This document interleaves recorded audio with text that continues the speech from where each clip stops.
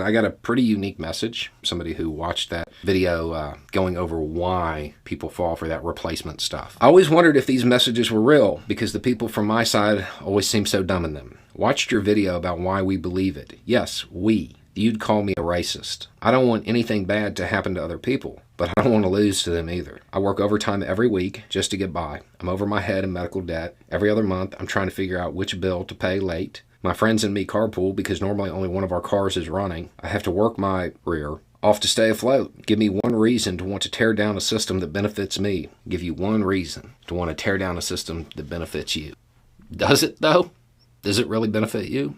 Read back your summary of your life. Does the current system benefit you? Or does it just benefit you a little bit more than them? Is it really a net good for you? Or do you only feel like you're better because it gave you a little bit of edge over a group that you can look down on? It's that cartoon, man. You got the white worker and the black worker sitting there. The white worker's got a cookie. The business owner sitting there, whole plate full of cookies, looking at the white guy, telling the white guy that the black guy's going to take his cookie. And you fell for it.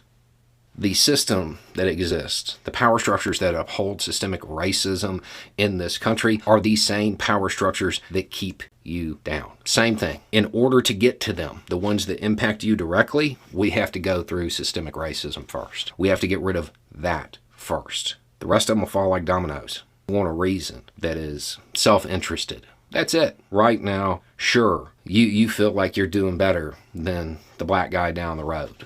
The people who really benefit from this system, those in D.C., those people who own millions and millions and millions of dollars worth of company assets, they count on you to look down. They count on you looking at your skin and seeing their skin, thinking that y'all are somehow more similar than the black guy down the road in the town you live in, who's working overtime every week, who's trying to figure out which bill to pay, whose car's always breaking down, the guy who leads the exact same life you do.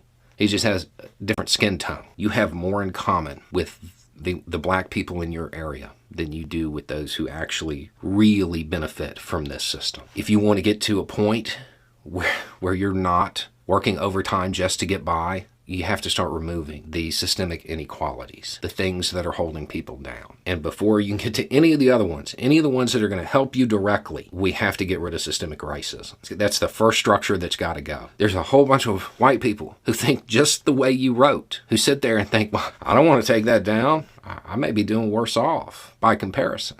You're going to be in the same spot. But once that power structure's gone, those on the bottom, they don't have that crutch. They can't look down at people that had nothing to do with the problem that they're facing. They only have one way to look. The problems that you're facing, none of them were caused by black people.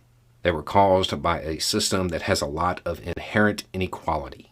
And the first barrier that has to go is racism. All the other dominoes fall. Your life will improve. There's plenty of cookies. We just have to get enough people to say that everybody deserves a plate.